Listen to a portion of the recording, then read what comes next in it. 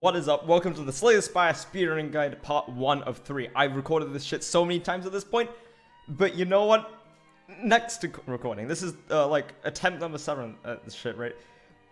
I'm just gonna go over mainly pre-run things in this part. So yeah, let's just jump right into it, you know? Like and subscribe. Leave any questions in the comments below. Alright, this is gonna cover game settings, input methods, loading controller, and when to use controller over mouse and keyboard. For game settings themselves, screen shakes off, V-Sync's off. Oh my god, max frame rate is 240.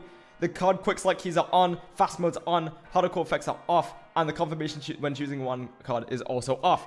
So screen shake, not only is it annoying because of the viewing experience, but additionally, in certain events which shake the screen a lot, let's just say Shining Light, you're going out of that event, and you're trying to click the next node, it can maybe mess up your node click for the next node if you're using mouse to go click on the next node.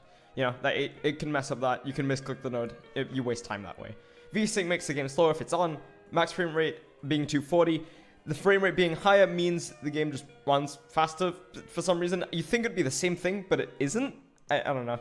Card quick select keys. You should be playing cards using your keyboard.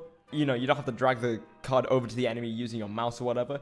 Right? So you should be using your keyboard to do that. And knowing what numbers to click on your keyboard to do that is very, very, very, very important. Fast mode on, of course. You know, if you're not playing with fast mode, even like A20 hard gameplay, what are you doing? Particle effects off. Fuck particle effects. They slow the game down, especially on lower end computers. And the confirmation when choosing one card is just an extra menu that you don't need to have.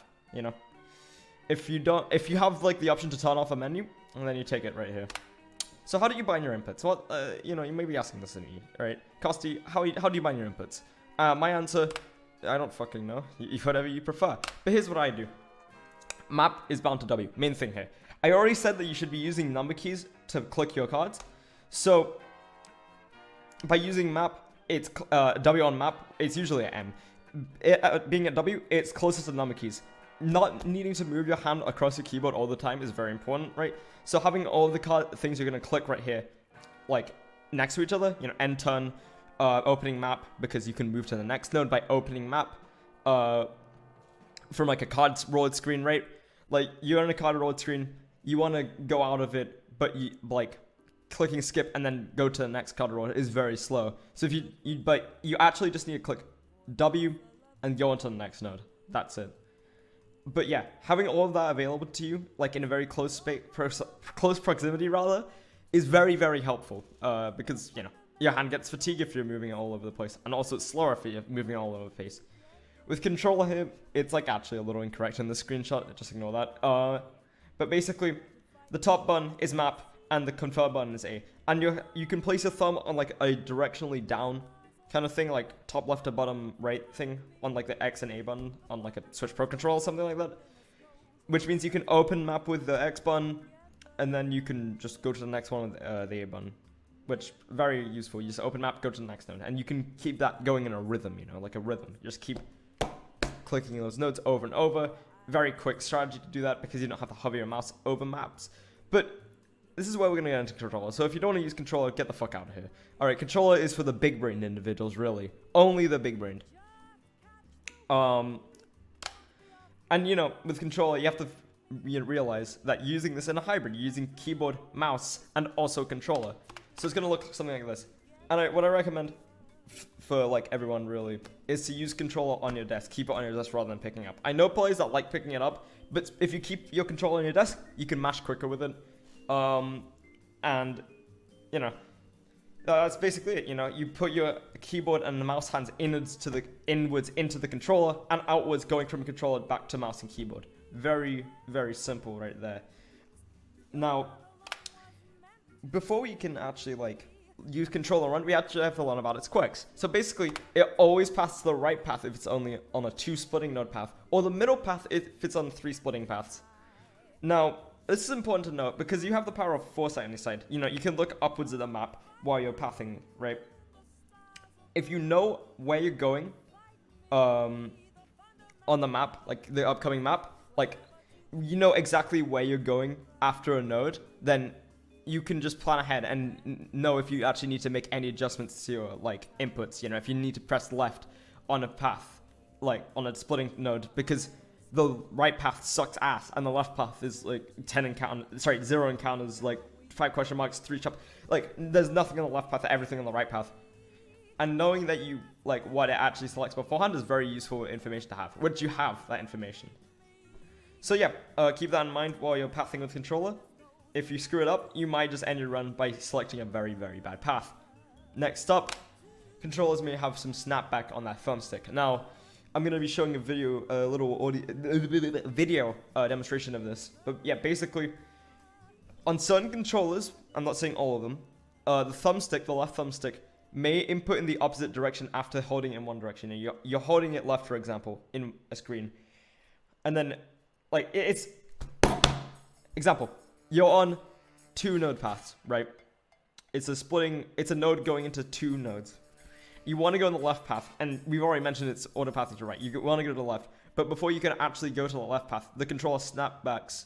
The thumbstick goes back to the middle, inputs the right, you go on the right path, your run's dead because the right path's awful, for example. That's just a little situation there. But there's also other applications that come in, like selecting a card in combat, If you want to like go one card to the right with controller and use thumbstick for that, if it snaps back to the left, you select the left card and then you waste time by playing an unnecessary card or something like that. Now, how do you remedy this? Well, there's a few options. Either buy a new controller with a better thumbstick that doesn't flip out on you, or you can use alternate controlling methods. Now, I feel like there's 2 main options you have here. You have D-pad, if you want vertical and horizontal controls available to you. But you also have horizontal controls, like, you have shoulder buttons as like an alternative to just horizontal controls. Now, the thing about D-pad, it can be a little clunky on certain controls. The Xbox 360 controller, most variants of those have very, very awful D-pads. With shoulder buttons, they might be a little slower, but they're more precise, and like there's a few glitches I enjoy having shoulder buttons instead of thumbstick.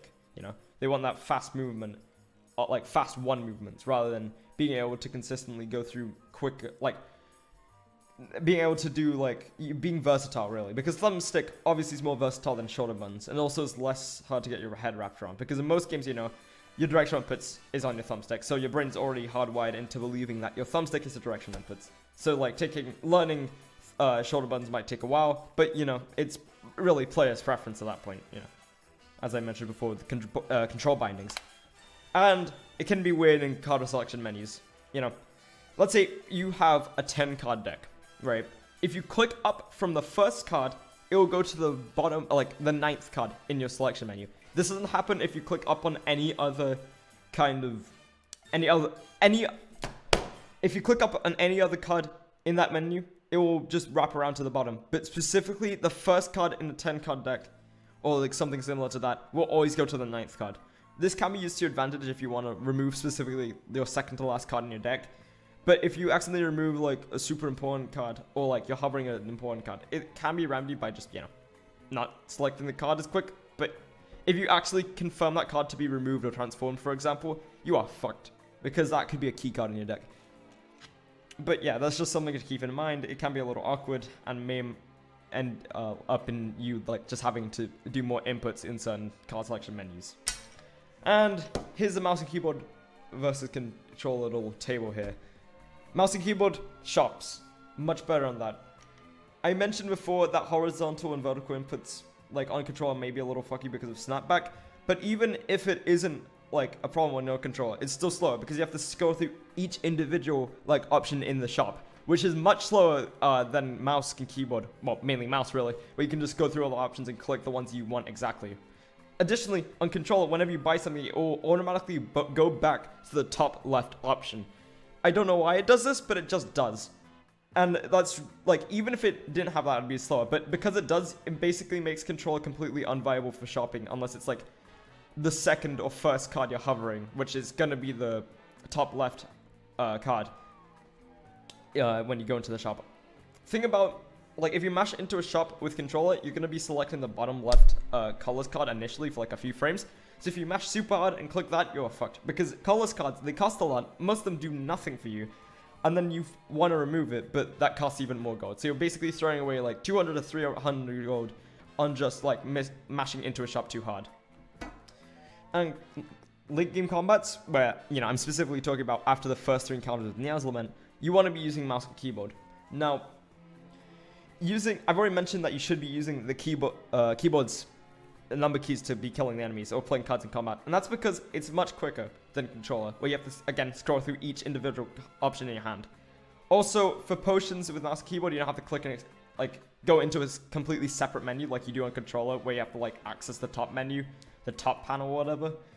With a mouse and keyboard, you just click the potion, drag it over the enemy. Might be a little smidge slow, but it's much faster than having to open up an entirely new menu with controller. But controller kind of wallops mouse and keyboard in every other section. With events, controller, you know, you can just mash through a lot of them. For example, in Act 1 Scrap Heroes, instead of having to wait for a little bit of the text to scroll on screen every single time you want to click the option, with controller, you can just spam the A button, and you will make it through that event in record time, you know? But, yeah, that's just one event. And some events you don't necessarily want to mash into. Of course, you want to be looking at, like, you want to make sure you actually recognize the event first before you actually mash into one of the options. For example, if you mash into Note to Yourself and click the first option, your run is completely invalid, just by the rules. Because it just is. Note to Yourself, it has the potential to give you Blasphemy or something. Like a crazy, crazy card that is your win con, basically. So even if it gives out something like Iron Wave, it's still banned. Kind of stupid. I disagree with the ruling. Like, I feel like it should be fine if you're adding specifically Iron Wave to your deck and you accidentally mash into it, but that's just me. Early Nia's Lament encounters, you probably want to be using control as well.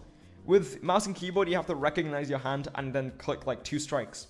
And this is where controller exceeds mouse and keyboard in specific combats, where you only have to play 1 or 2 cards. In later combats, you're probably going to have to play more than a few cards, and also end turn. With controller, that can be a little awkward to do, but in specifically Nia's Lament encounters, you just have to mash the first or second card option, and then you kill the enemy very quickly.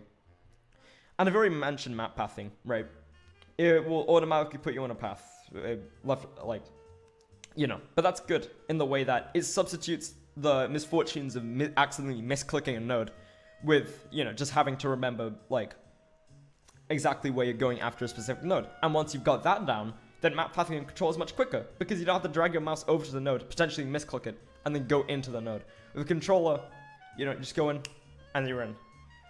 And the thing about controller, right, if you're pathing into an event with it, you can get into a rhythm of going into an event with controller very quickly, then mashing through that event, opening map, like, by either, you know, the event exit thing. Yeah, you go into the event, click it, go past, next event. And you keep doing that on a continuous pattern and, like, making adjustments with your pathing with, like, the horizontal directional inputs where you actually need to.